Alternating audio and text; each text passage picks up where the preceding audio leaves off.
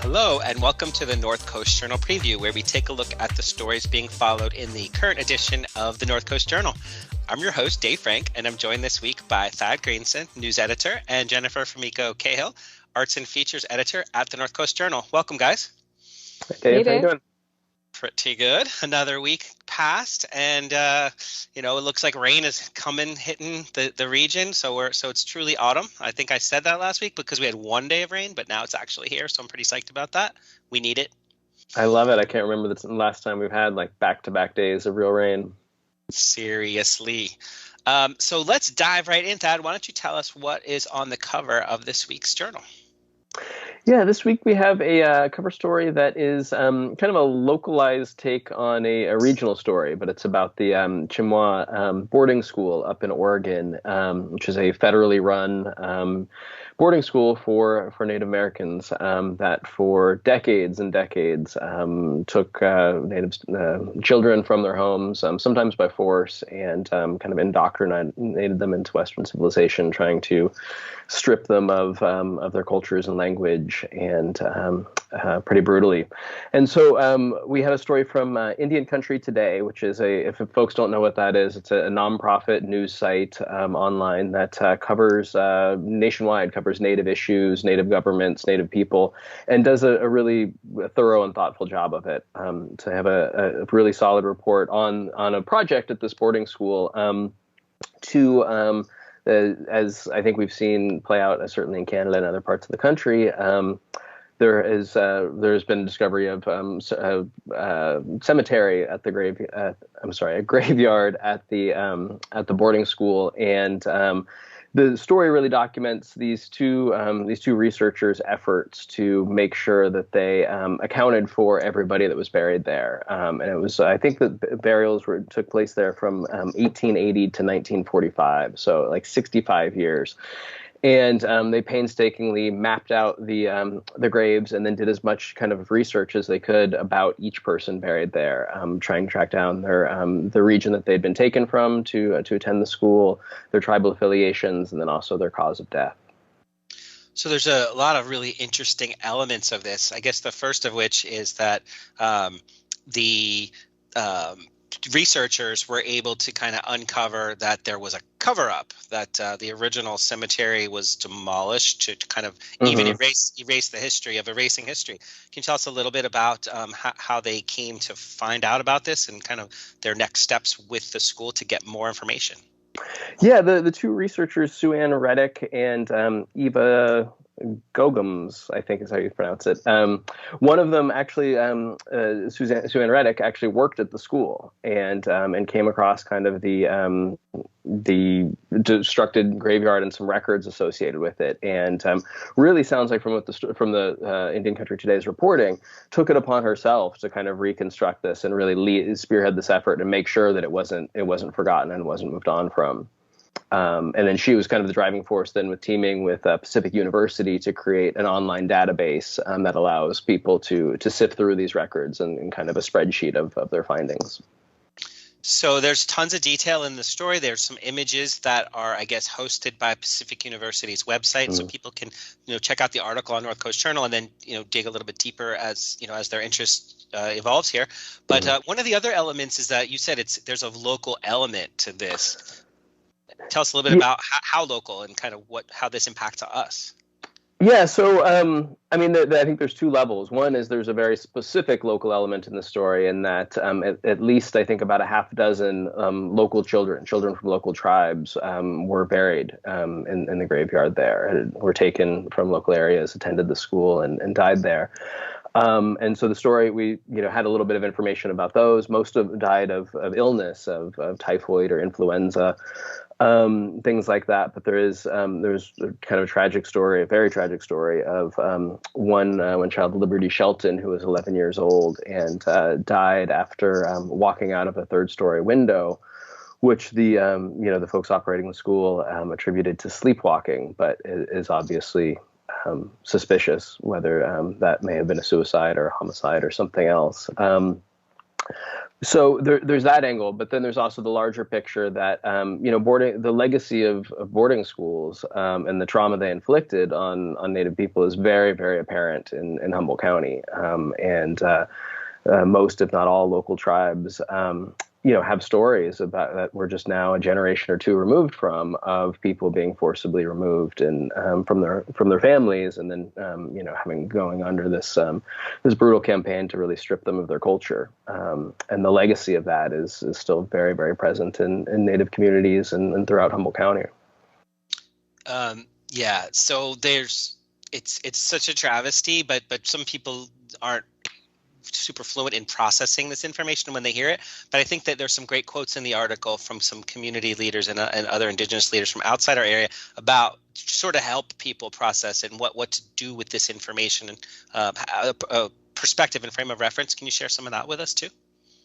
Yeah, I think the general thrust is that these atrocities need to be recognized and need to be talked about, and in order for any kind of real healing to take place and for people to move forward, and that what we're really talking about here is one aspect of a campaign of genocide that was really aimed at removing Native people from their land, stealing it from them, and kind of putting them through a brutal campaign of making them non-native, making them resemble white people where possible and killing them where not possible. And this was government sanctioned. This school is run by the federal government.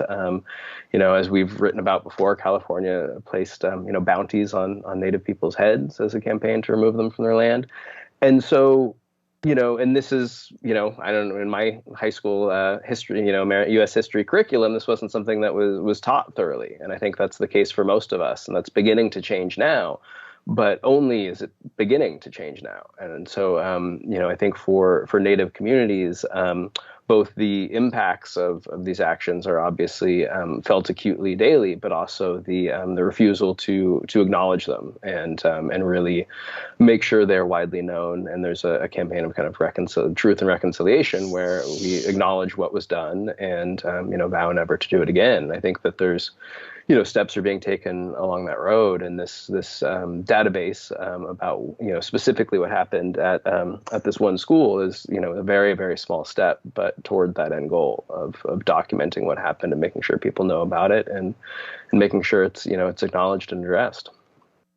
Well, thank you for bringing this, really important story and lesson to our community, to our local newspaper here, and also for the insights you just shared with me, with us all now about kind of what's in the article and what we can find there and how we can process it and take next steps towards healing. Yeah, thanks, David. And I'd really encourage everybody to read the story because the quotes and sentiments from Native voices are just certainly captured in a way that I can't, and people should hear directly from the people most affected. Yeah, this is the beginning, or at least a crucial element in better understanding. So thank you. Mm-hmm. Why don't we transition now a little bit? You tell us about some recent developments in the public health area related to COVID in our community. Yeah, so yesterday the Public Health Department released kind of the most detailed data to date on kind of breakthrough cases, positive cases in fully vaccinated individuals, and particularly with hospitalizations and deaths. And I think that's a question that lots and lots of people, certainly as the news editor at the Journal, that's a question I get just regularly from people of like, well, anytime we report on new hospitalizations or deaths or even trends, people really want to know how many of those or what percentage of those folks were fully vaccinated.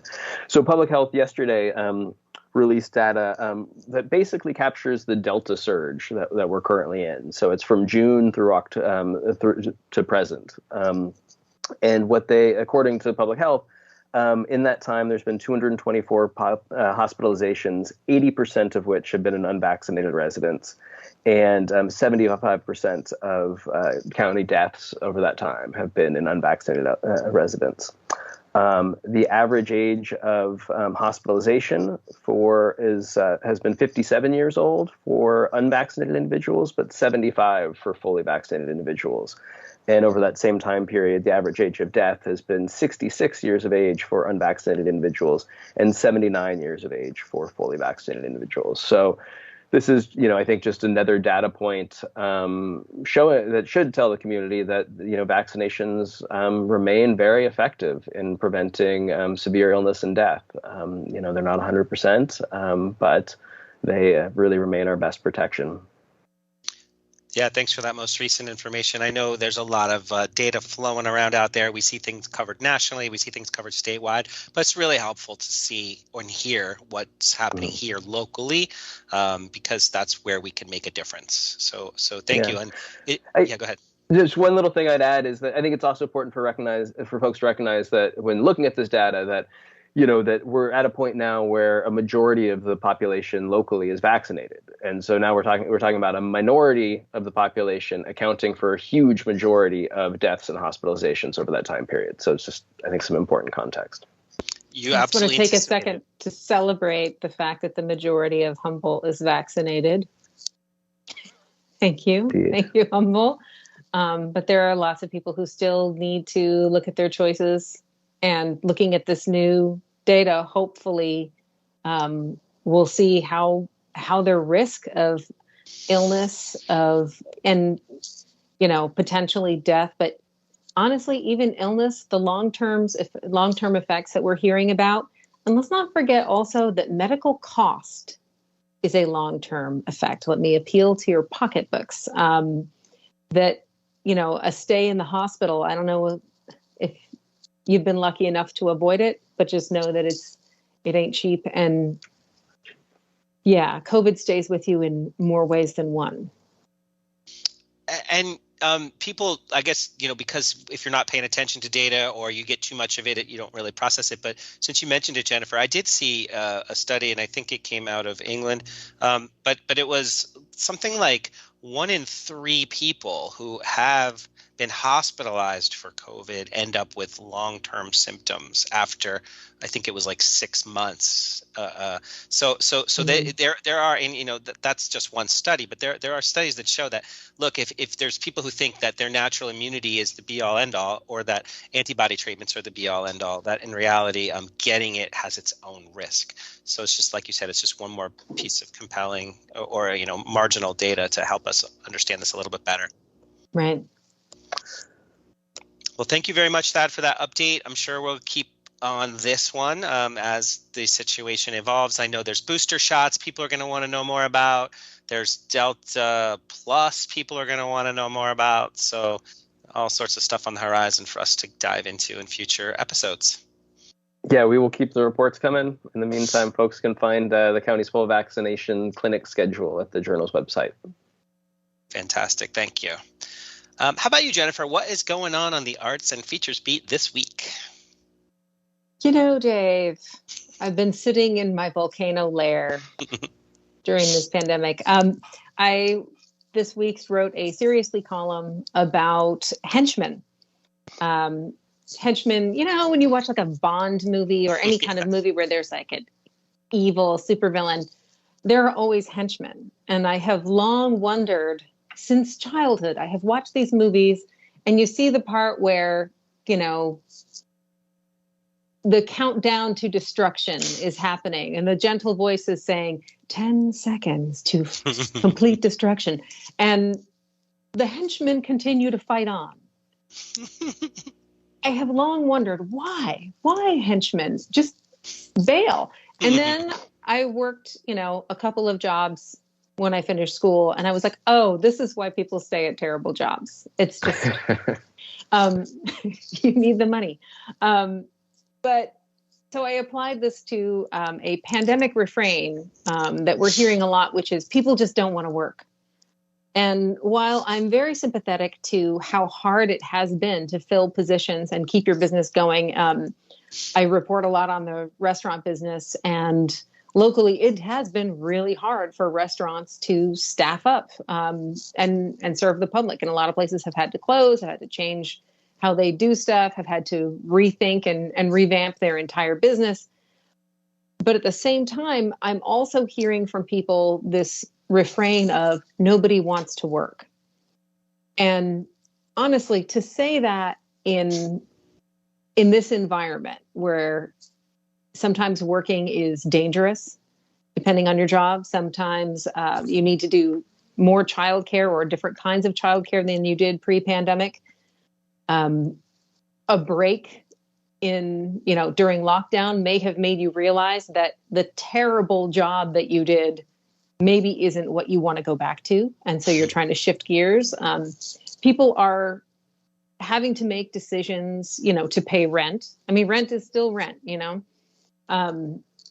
So we kind of forget, we sort of start to treat workers sometimes like henchmen, like this monolith of faceless non-individuals, just sort of a stockpile of Lego people that you can deploy. And so when I hear people say, oh, nobody wants to work anymore, like suddenly the people that were essential workers saving our butts and keeping our country going are now the laziest people in the world. How selfish of them.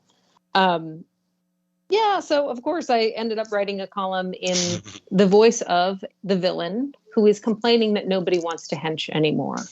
And they're kind of stuck in the volcano lair with their 8-foot-tall bodyguard, Udo.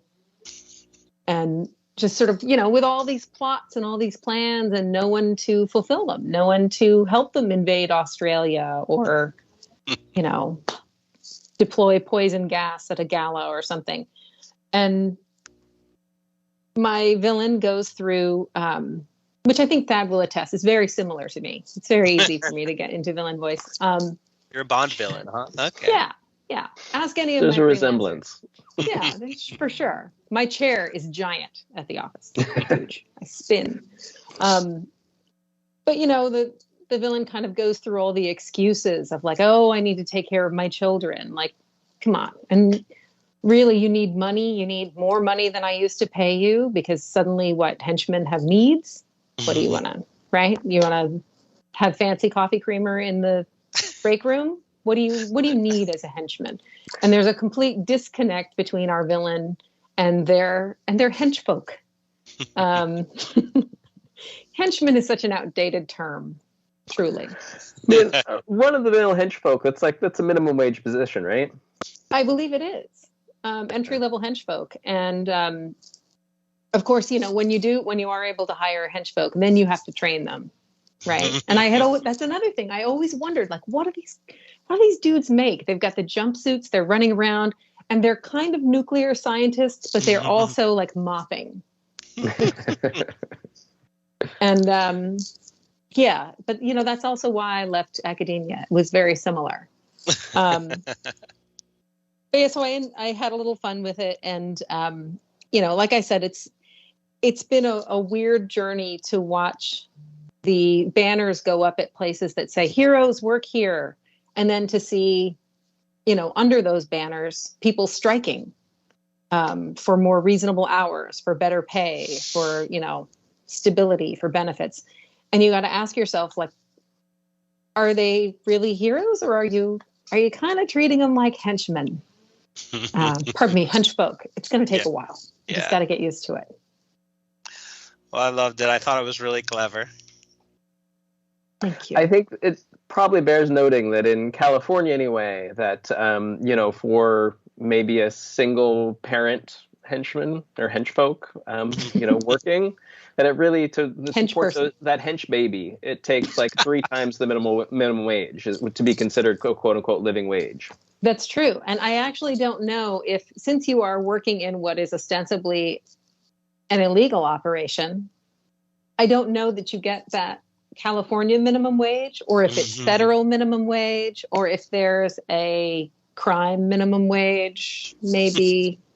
I'm not sure. But I had had originally, and I had to take it out because I couldn't make it fit, but I was going to go briefly into whether or not you could get a PPP loan as a villain to keep your henchfolk employed, but it was a lot of legalese. There was a lot of red tape.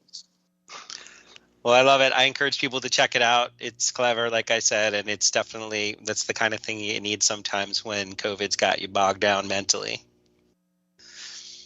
Yeah, I've been feeling bogged. I'm going to go back to the volcano for the rest of the day and just rest up there.